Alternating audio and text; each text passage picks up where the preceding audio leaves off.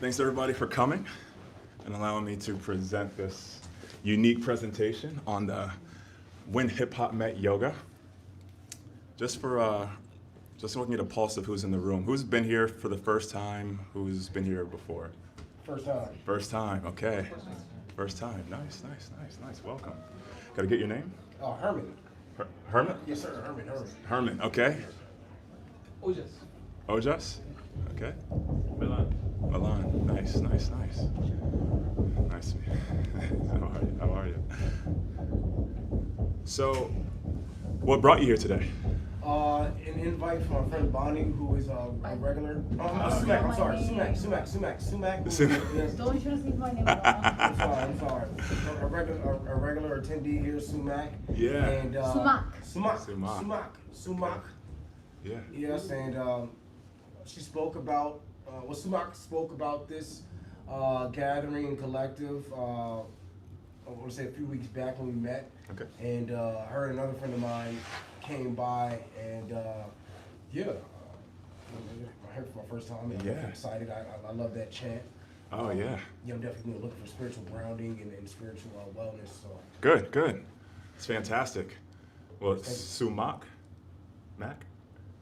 Sumac, yes. Sumac. It's a Quechua word, Yeah. So I understand if it's not familiar. Yes. Hey, well, beautiful singing, by the way. Oh, thank you so much. It was Didn't so mean to nice. overpower you. No. I was like, keep it going.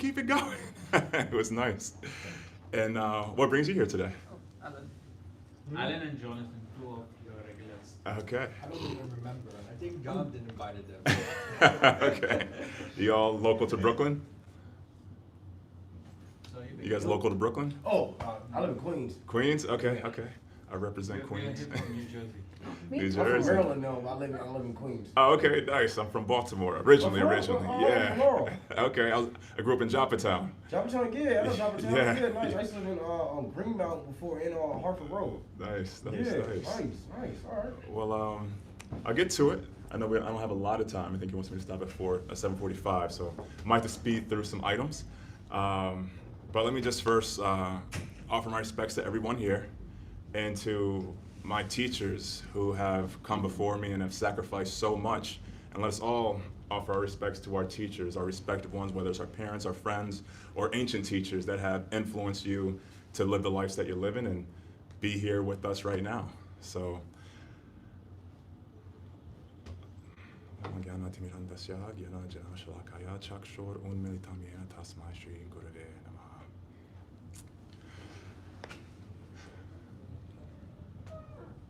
we always try to offer our respects to our true consciousness, our original consciousness or source consciousness. One big theme that you'll get from this presentation today is everything that we do is all filtered through our what? Our consciousness.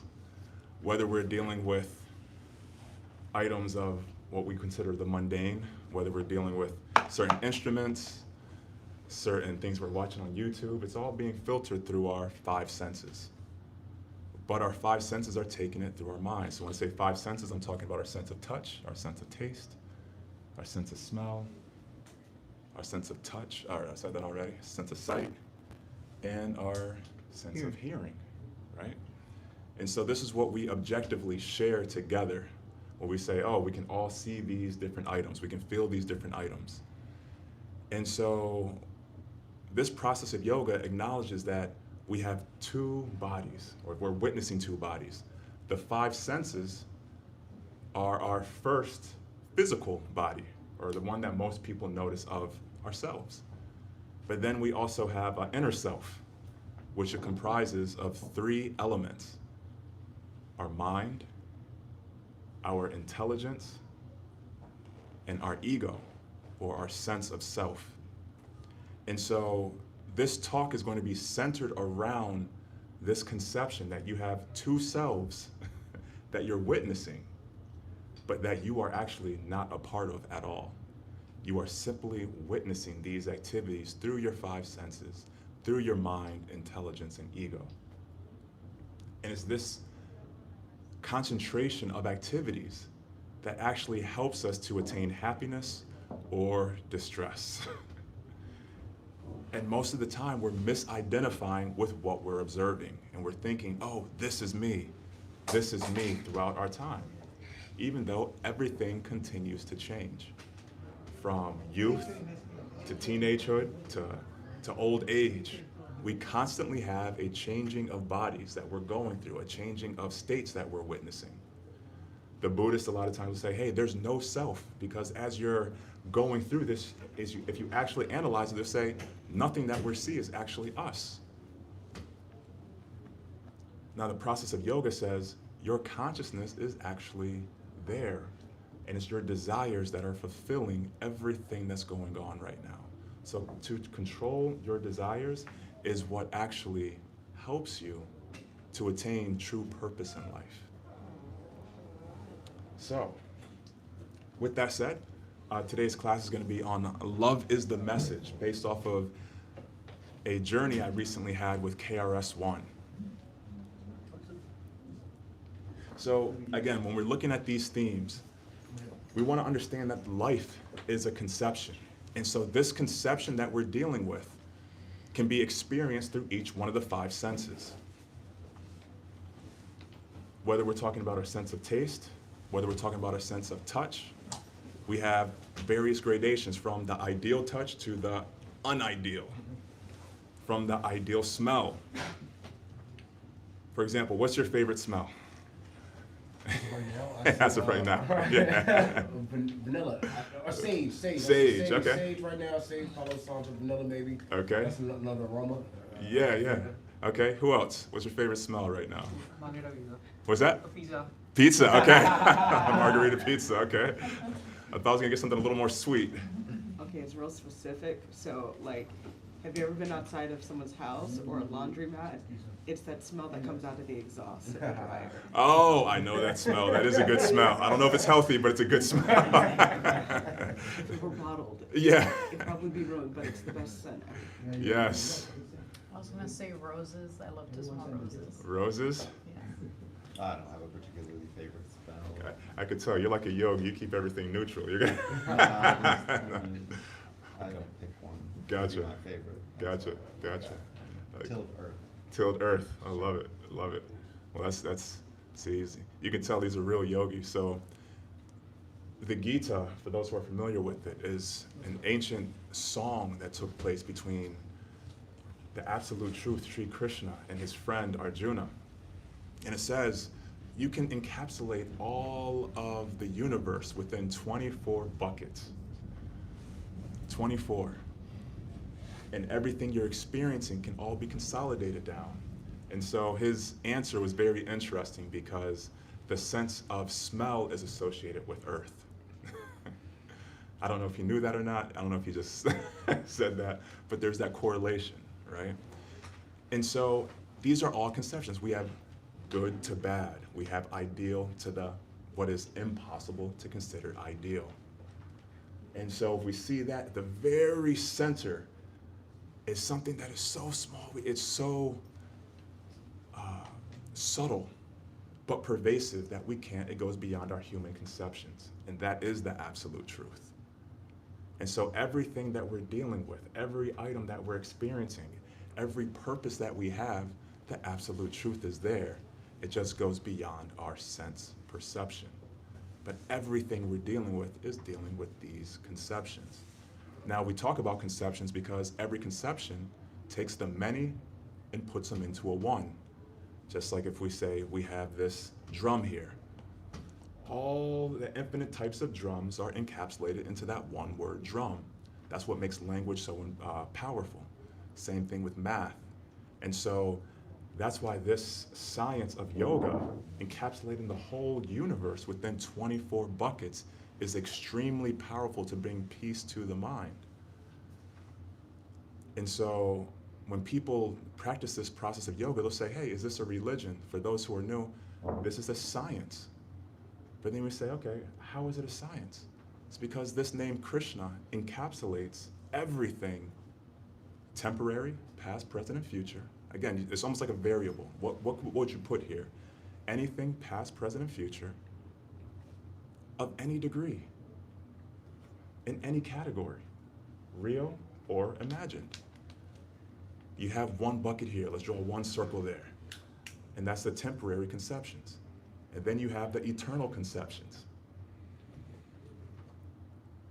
When you put everything, all of reality together, that is the absolute truth, that one bucket. Now, Krishna is the understanding that the absolute truth contains all realities, all energies, all forms, the form and the formless. If it doesn't contain all of it, then it's not the absolute truth. But the word Krishna is uniquely important because it is talking about the absolute that is never contaminated by anything temporary.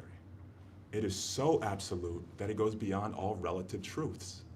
And when we say relative truths, we're talking about truths that are dependent on another truth to be true. So if we're saying, hey, this person is short, short compared to what? This person is tall, tall compared to what? Those are relative truths. This person is rich, rich compared to what?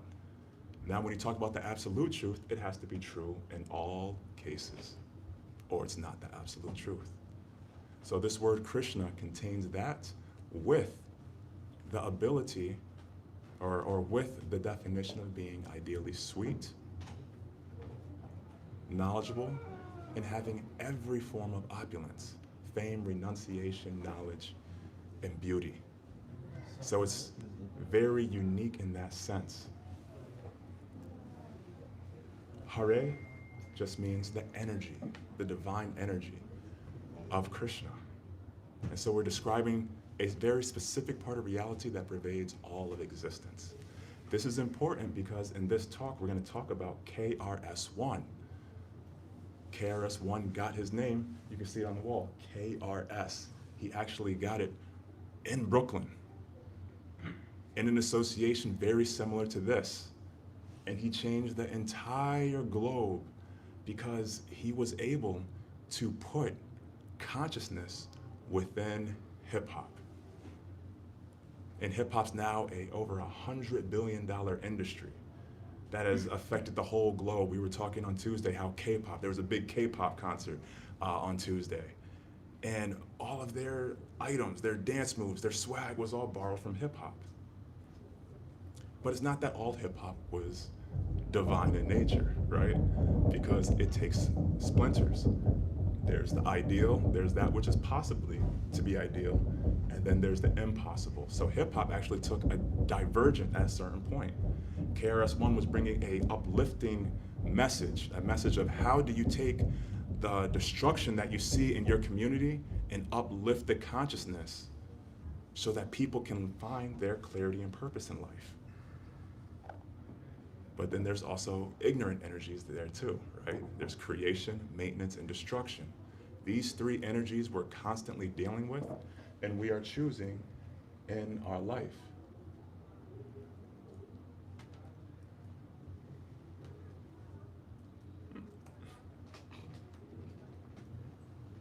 Now my computer's acting ignorant. Huh. It's-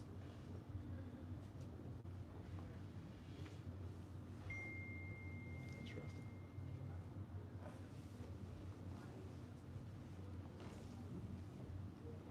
The computer froze or something. Yeah, I guess so.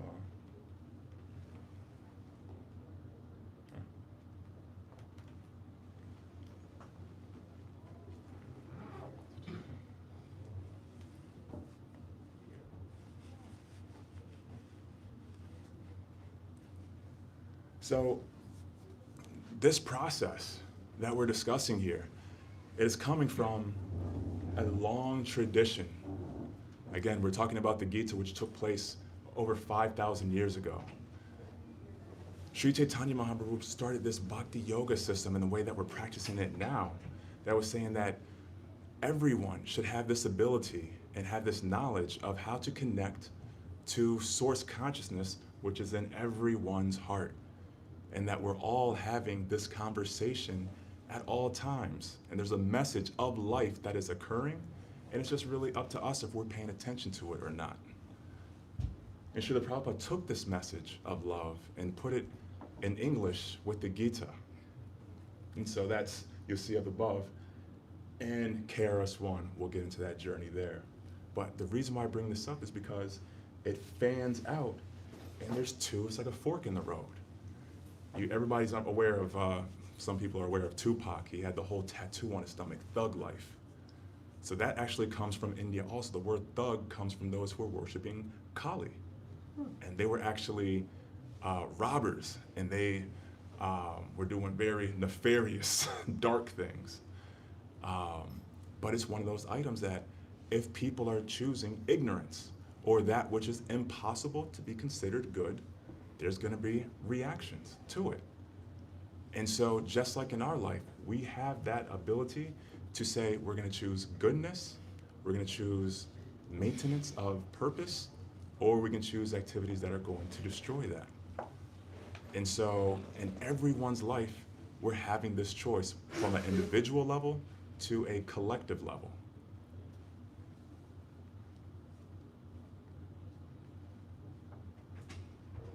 Now, this is important here because it's showing how the community that we're a part of actually has a human structure to it too. And we each have a purpose, two purposes. Just like we have two bodies, we have two purposes. We have a temporary purpose and an eternal purpose. Our temporary purpose is just like a fingerprint. It's our way to serve our communities that only we uniquely can. And we're meant to find that. However, we're also meant to find our eternal purpose, which is actually more important because even our temporary purpose changes from time to time. Eternal purpose is always there, and that is to be in union with source consciousness. And this Bhakti Yoga process is saying, not that we take this physical, the Hatha Yoga, the stretching forms of yoga that are there, those are all good. But making sure that we can connect our consciousness in love actually leads to the deepest form of happiness and clarity in our lives.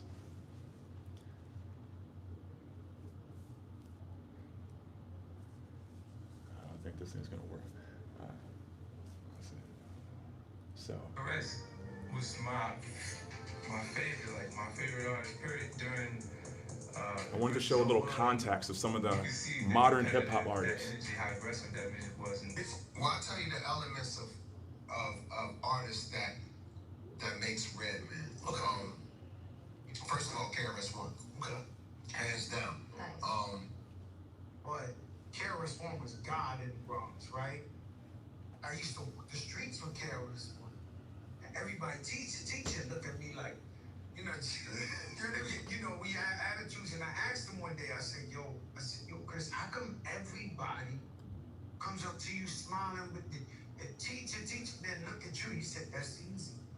I rap about positivity and unity. The cover looking like Malcolm X with a machine gun, but at the same time, he was kicking consciousness in the music. The first time I ever heard consciousness in music was Criminal Minded, and him, Scott LaRock, the story behind him, he was homeless, and then they became the biggest, and they represent my borough. For me, I was willing to die for KRS-One and didn't even know him, just felt like he was my idol. He was the icon, he was the Hercules of the Bronx. And your music started your health journey, like how does that connect? There was an artist named KRS-One, and he talked about being a vegetarian. And I didn't know what a vegetarian was. Growing up in Chicago, we don't know what that is. We eating everything, right? Yeah. I didn't know what it was, Yeah. but after I kept saying the raps, I wanted to know what I was saying, and I started to learn what he was talking about. And him and other artists like Rakim and Brand Nubians, these groups that came from the 90s, talked about eating healthier, but they were saying it in a cool way. And it made me just do my own seeking and searching to see why they were saying that. And then I didn't immediately turn to that, but I eventually started to say, well, how would it be if I did say, well, I want to take care of myself more and eat something that may be good for life and good for my body. And the more I went on that journey, the more I found out how better I felt, and just how much more powerful I was. It's going to be a mental This is actually KRS-One. re-evolution of people's minds.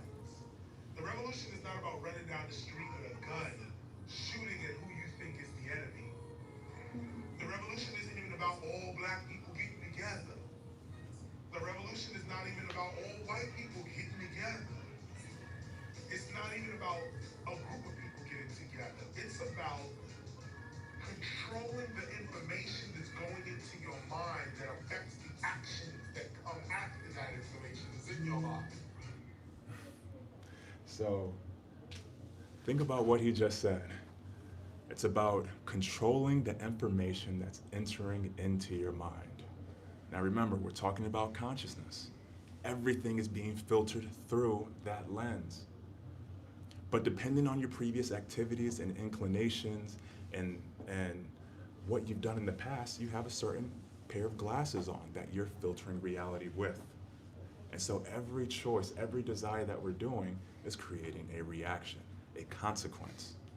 And so this is really meant to help you just be aware and ask, what am I doing? Why am I here?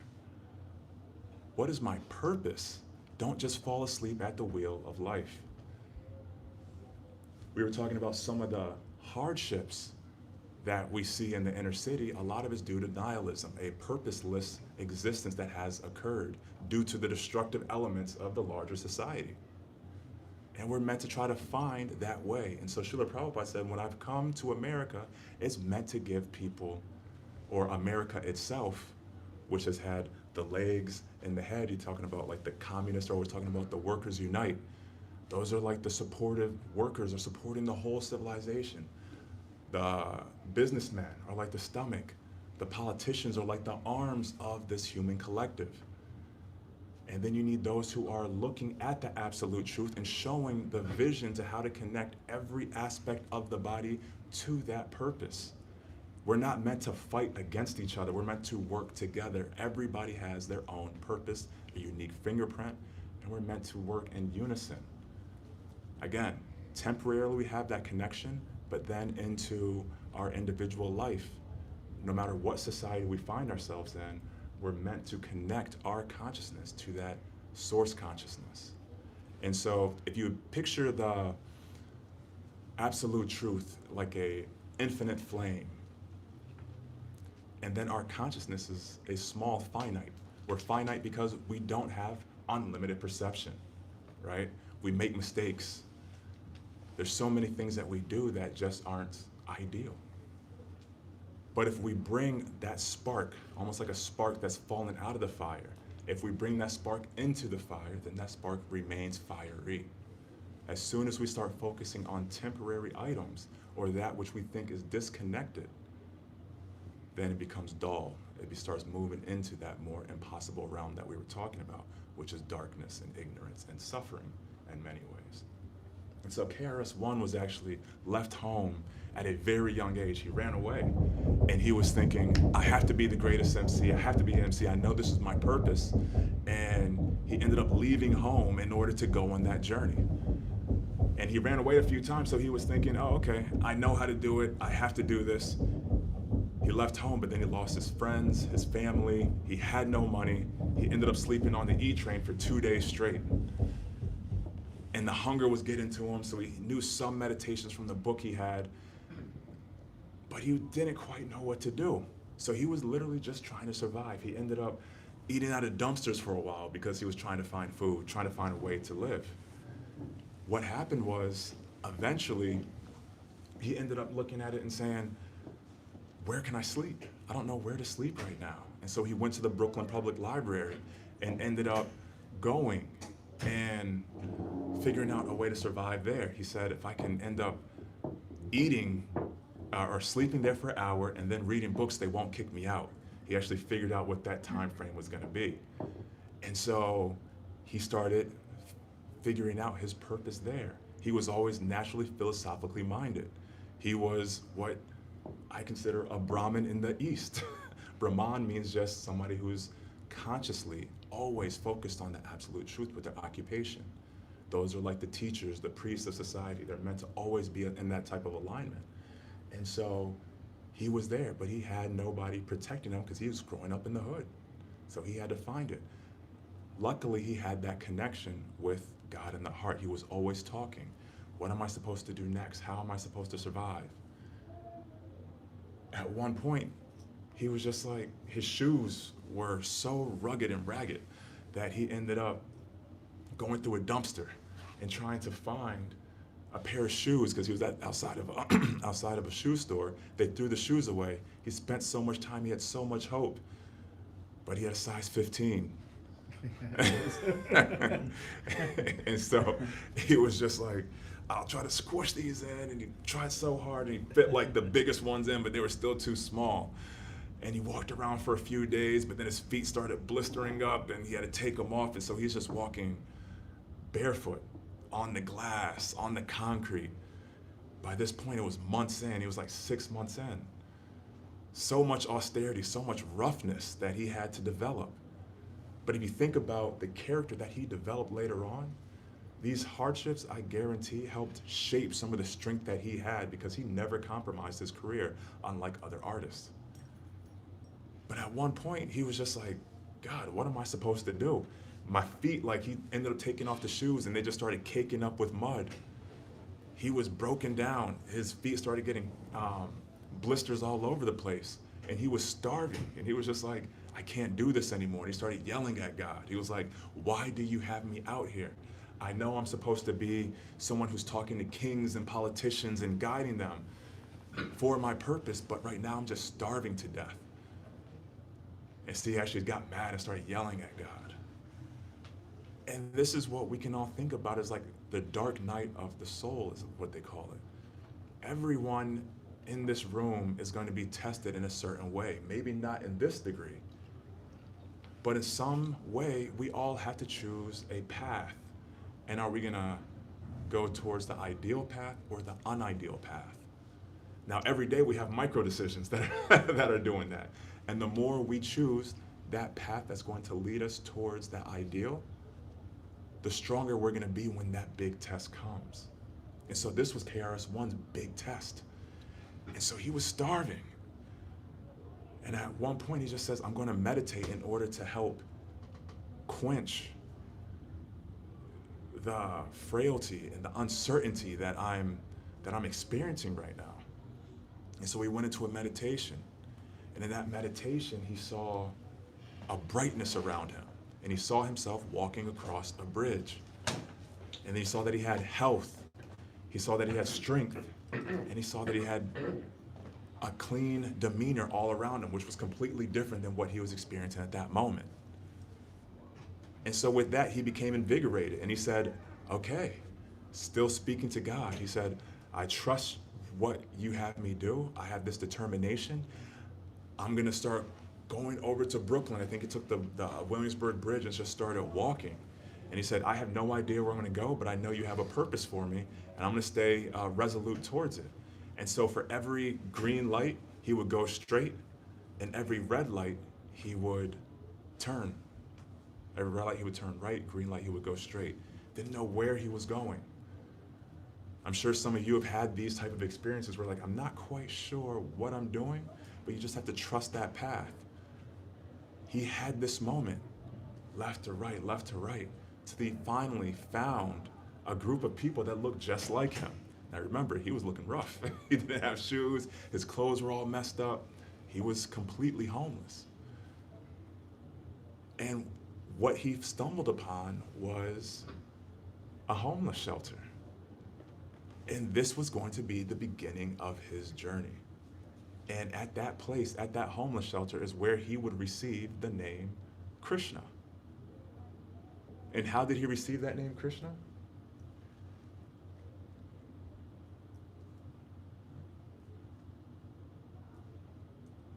That's it.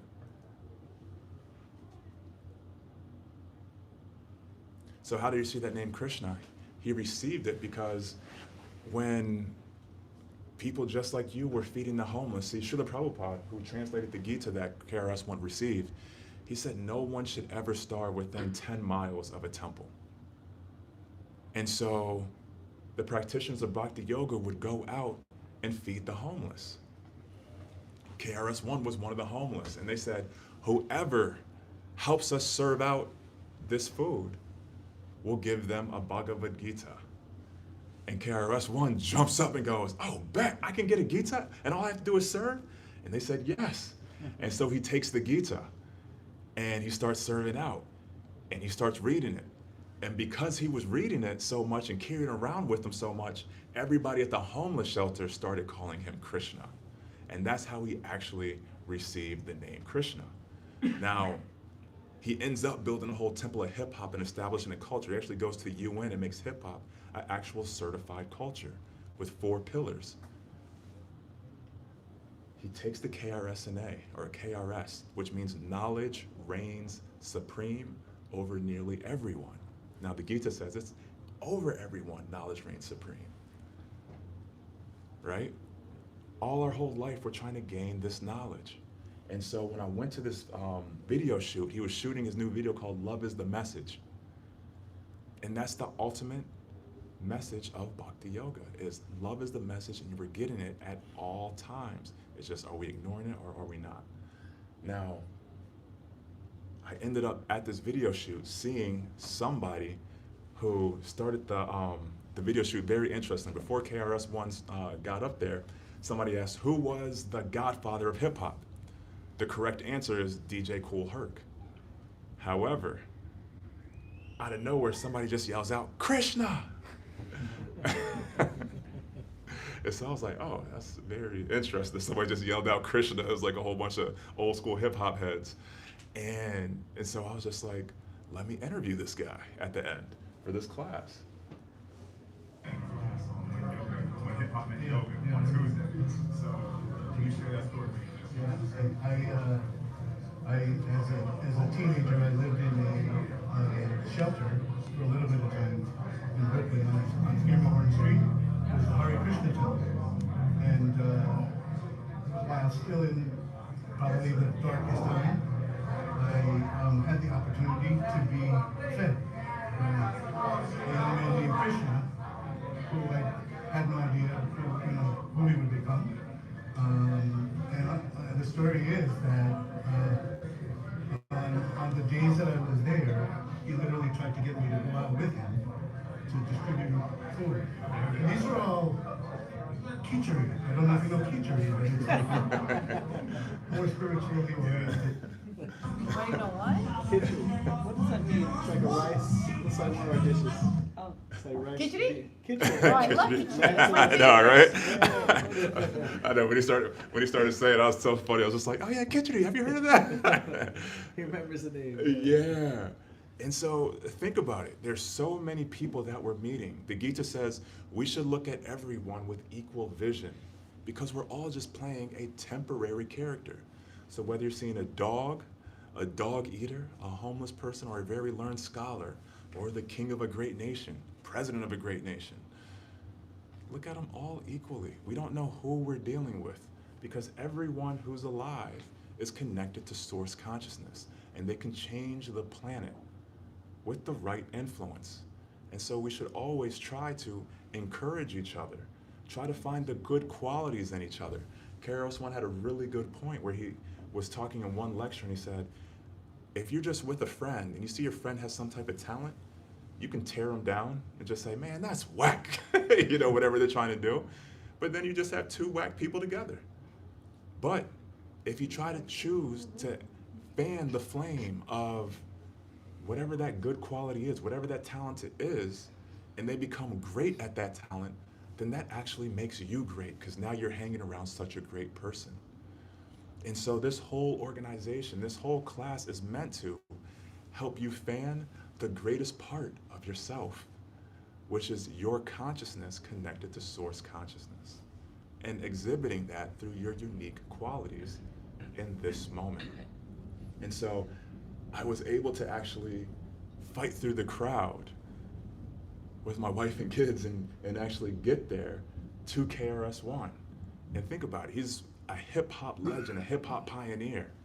And think about what he says when he gets these books.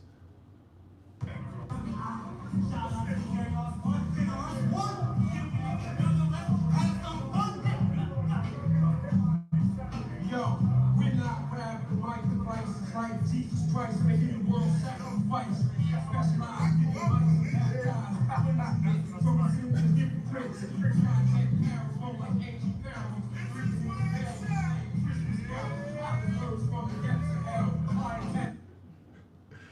So think about that. His whole life is centered around that. Even building the tipple of hip hop. When you ever listen to his lectures, you can tell that he's taking this concept of the absolute truth and it applies it to hip hop. The Gita talks about various methodologies and how one can connect to the supreme consciousness.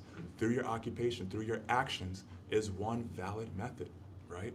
He has definitely devoted his whole occupation to that purpose. And so as we leave today, I want everybody to think about how no matter what situation you're in, no matter what hardships you're in, there's always some level of, in Sanskrit they call it tapasya or austerity that can take place. But austerities are actually good when connected to that divine source.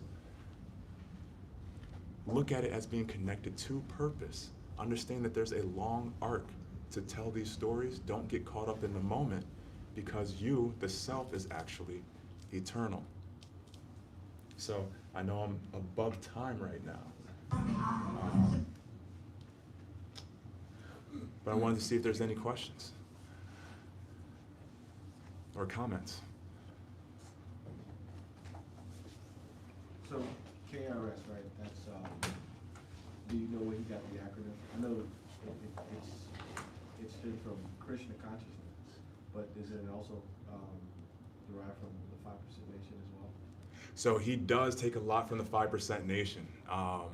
Now KRS was from there. I'm not sure if the one came from there. Please elaborate.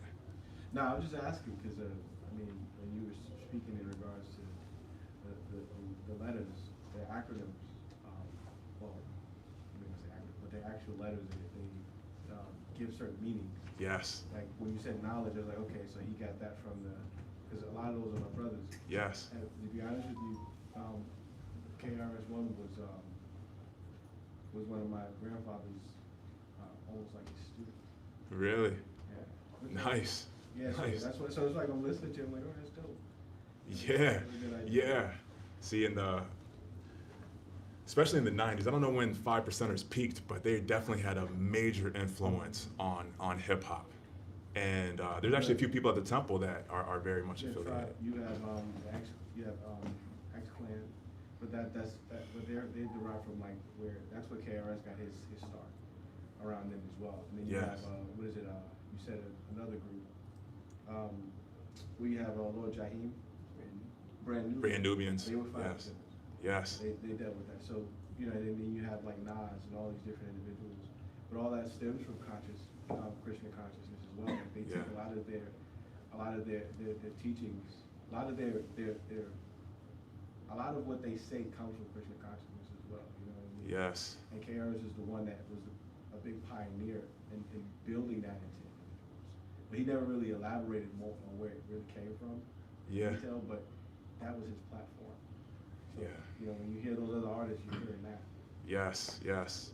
It's so interesting because you see that there's, again, people will try to put hip hop into one monolith, but there's so much spirituality there, just like in modern society. Even though it looks very corrupt in many ways, there's still angles of goodness there. It's just we have to find it. We have to magnify it where we can.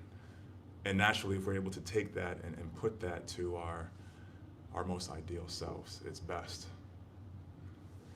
Sorry about my voice, it's a little shot. You're saying that you can do something similar to your occupation. You can use your occupation, your career, to connect more with the source consciousness. And so with KRS, it's like a platform where you're speaking to people. And so you have more control over the message that you transmit. Of course, there's always the enticement to water it down and pander to people's lower natures, but there's a little more control. But it seems like a lot of people in corporations especially feel like a little cog in a machine where they don't feel like they have the power to do anything of any benefit. So I'm wondering, how can someone in these type of very situations where they feel no empowerment, it's just a means to an end, how they can engage that in a way where it actually helps elevate them instead of making them feel stifled and crushed. Yes. I would first recommend, again, changing the way they're looking at reality itself, right? Really taking this science of those 24 elements and applying it to their day-to-day existence. So everything's being filtered through there first, and then with their free time, actually figuring out how can they assist others. Very similar to, I would say KRS is naturally the star of the show, but who was that one that made that one sentence to say, anybody else that's helping here, you can get this book. So many people don't understand that this knowledge is even accessible. And even if you don't understand it, you can give it to someone else. You can be a part of that process to plant the seeds of purpose. Hey, how are you? No, it's a great question. And it's also figuring out if they really feel that this occupation is not for them, maybe it's not. Maybe they should take another look at, is this really for me? Is this really per my nature, right? But again, to understand your nature, you have to understand yourself, because a lot of times we have goggles on that are unclear, filthy. And so if you're ever trying to drive a car, but you can't see because the windshield is full of mud, what do? You need to wipe it. You need to clean it off before you keep on driving. You can crash out. And so this process, this chanting of the Hare Krishna Maha Mantra is a part of that process. Everything that we do within Bhakti Yoga helps that cleansing process. It eliminates years and baggage of bad karma, good karma. It erases it all. But it takes a process, it takes time. And so as you practice it, the more clear things will become. Thanks for the question. Thanks for your comment. Any other questions, comments? I know I kind of covered a lot, but I wanted to make sure. I have a question. Yeah. Given my late entrance. No. Could you summarize the main topic and how it connects to the Tuesday talk? Yes. So it's very similar to the Tuesday talk. It was going over how this process of Bhakti Yoga, stemming from the Bhagavad Gita from 5,000 years ago, again, transferring all the way down to Srila Prabhupada, to KRS-One, transforming the world. KRS-One's journey is unique in the fact that it shows how we, as individuals, can help find our ideal selves through clarity, purpose, and understanding that love is the message. Thank you.